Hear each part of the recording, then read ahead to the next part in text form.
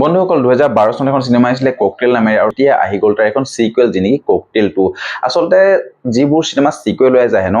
সেইবোৰ সিনেমাৰ মানে ডিমান্ড বহুত থাকিব লাগে বা হাইপ বহুত ক্ৰিয়েট হৈ থাকিব লাগে বা মানুহৰ ষ্টৰী কিছুমান আধৰুৱা হৈ থাকিব লাগে যিনেকি জানিবৰ কাৰণে এক্সাইটমেন্ট হৈ থাকে কাহিনীটো ফুলফিল হ'বলৈ ঠিক আছে তো তেনেকুৱা ধৰণৰ এইখন সিনেমাটো একো নাছিল কিন্তু তথাপিও এইখন সিনেমা ইমান হাইপ কেনেকৈ ক্ৰিয়েট কৰিলে বা এইখন সিনেমা এনেকুৱাকৈ বক্স অফিচত কেনেকৈ কালেকশ্যন আগবঢ়াব পাৰিলে যিনেকি মানুহৰ হৃদয় জয় কৰিবলৈ সক্ষম হ'ল তো সকলোবোৰ কথা জানিবলৈ হ'লে আপোনালোকে এই ভিডিঅটো চাব লাগিব বন্ধুসকল এইখন সিনেমা বক্স অফিচত বহুত ভালদৰে পাৰফৰ্ম কৰি আছে যিনেকি 1 ঘণ্টাত 1,33,000 টিকট বিক্ৰী কৰিবলৈ সক্ষম হৈছে যিনেকি একদম মানে বুক মাই শ্ব'ত ট্ৰেন্ডিং হৈ আছে বাজেট আছিল এইখন সিনেমাৰ 150 কোটি কিন্তু সিনেমাখন একদম 5 দিনতে পাই গ'ল 95 crore world wide ঠিক আছে তো মই অকমান পলমকে চালো দুদিন মান সেইকাৰণে ৰিভিউ দিয়াত অকমান পলম হৈছে বন্ধুসকল প্ৰথমখন যিখন ককটেল আছিল সেইখন ষ্টাৰিং সৈফ আলী খান ডাইনা পেণ্টি দীপিকা পাডুকন সেইখন সিনেমা সেই 2012 ত বহুত বেছি আইকনিক আছিল কাৰণ তাৰ ষ্টৰীটো বহুত বেছি ফ্ৰেছ আছিল আৰু যিখিনি গান আছিল সেইখন সিনেমাত বহুত বেছি একদম নষ্টালজিক আছিল ঠিক আছে তো 2026 ত যেতিয়া এটা সিকুৱেল আহি গ'ল আৰু সেই সিকুৱেলখনত তেনেকুৱা ধৰণৰ কি বস্তু আছে আপোনালোকে যদি জানিব লগা হয় তেনেহলে আপোনালোকে মোৰ ৰিভিউটো সম্পূৰ্ণকৈ চাব আৰু তাৰ পাছত আপোনালোকে গম পাই যাব যে এইখন সিনেমা আপোনালোকৰ কাৰণে চাব লাগে নে নালাগে সিনেমাখনে এ সাৰ্টিফিকেট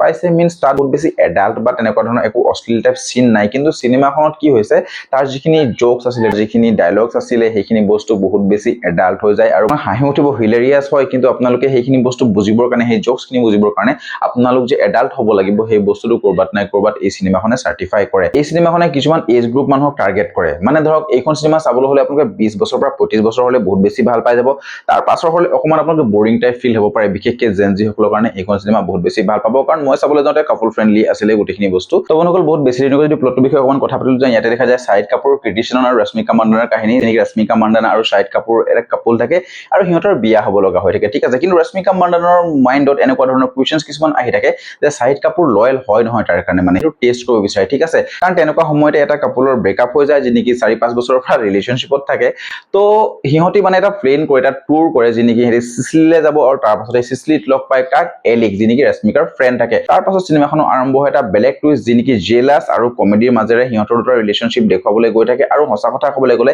ইয়াত বেষ্ট পাৰ্ট আছিলে কৃতি শ্বেননৰ পাৰ্ট 2 কৃতি শ্বেননে মানে আজি তাৰিখলৈকে একদম বেষ্ট পাৰফৰমেন্স দিছে ইয়াতে যেনেকি বল্ড এণ্ড বিউটিফুল তাইক বহুত বেছি ধুনীয়াকৈ প্ৰেজেন্ট কৰিছে আৰু সিসিলিৰ একদম যি ধুনীয়া চহৰখন কেমেৰা এংগল মানে বহুত বেছি ধুনীয়া লাগিছে সেই চহৰখনৰ লোকেশ্যনছবোৰ মানে বহুত ধুনীয়া সিনেমাখনৰ সেই বস্তুখিনিত আপুনি মানে একদম মানে কোৱেশ্যনত ডুবি যাব মানে সেই বস্তুটো কিন্তু মানিব লাগিব ঠিক আছে কেনেকৈ কৃতি শ্বেননে নিজৰ ফ্ৰেণ্ডৰ কাৰণে মানে শাহিদ কাপুৰৰ লগত সেই লাইন মাৰিব বিচাৰে আৰু তাৰ পাছত ষ্টৰীটো কেনেকৈ গতি কৰে আপোনালোকে সকলোবোৰ জানিব লগা হ'লে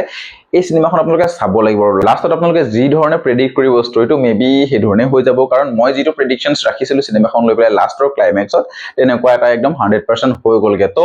মই সঁচা কথা ক'বলৈ ন সিনেমাখন বহুত বেছি মানে একদম ফিল টু হাৰ্ড কৰিব নোৱাৰিলো মানে সিনেমাখনৰ গম পাইনে একদম মানে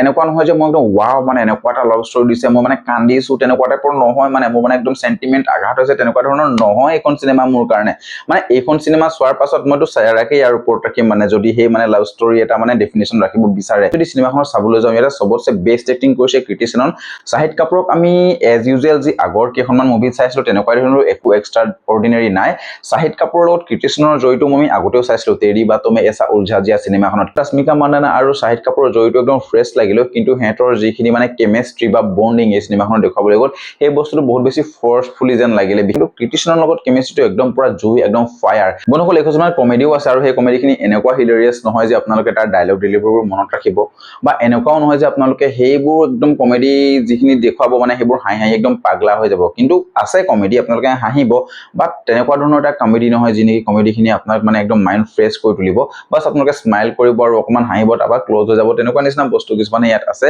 তো আপোনালোকে প্ৰথমখনৰ তুলনাত সেকেন্ডখন কেনেকুৱা বোলে জনাবলৈ নাপাহৰিব কিন্তু মই যদি সঁচা কথা ক'বলৈ যাওঁ মই 2012 ৰ যিখন ককটেল আছিলে দীপিকা পাডুকন সৈফ আলী খান ডাইনা পেণ্টি মই সেইখন কিন্তু ইয়াতকে বেছি ভাল পাইছিলো আপোনালোকে এইখন সিনেমা যদি চাব বিচাৰে মোৰ মতে কৃতি শ্বেননৰ কাৰণে চাব পাৰে আৰু সিনেমাখনৰ যিখিনি প্ৰেজেন্টেশন ৰাখিছে ষ্টৰী ওয়াইজ এইখিনিলৈ আপোনালোকে চাব পাৰে কিন্তু আপোনালোকে বহুত বেছি হাৰ্ডকোৰ লাভ ষ্টৰী একদম ট্ৰেজেডি সেন্টিমেন্ট আপোনালোকে একদম কান্দি কান্দি টিস্যু পেপাৰ লৈ থাকি তেনেকুৱা ধৰণৰ যদি আশা কৰিব এইখন সিনেমাৰ পৰা এইটো বস্তু আপোনালোকে এইখন সিনেমাত নাপায় তো মোৰ ফালৰ পৰা এইখন সিনেমা 3 আউট অফ 5 আপোনালোকে যদি চাইছে কমেন্ট বক্সত কমেন্ট কৰি জনাই দিব আৰু মোৰ ৰিভিউটো কেনেকুৱা পালে আপোনালোকে জনাবলৈ একদম নাপাহৰিব আৰু সাবস্ক্ৰাইবটো কৰিব বন্ধুসকল আৰু যদি ফেসবুকৰ পৰা চাই আছে তেনেহলে ফলো কৰিবলৈ একদম নাপাহৰিব তো লগ পাইছো নেক্সট ভিডিঅত আজিলে বাই বাই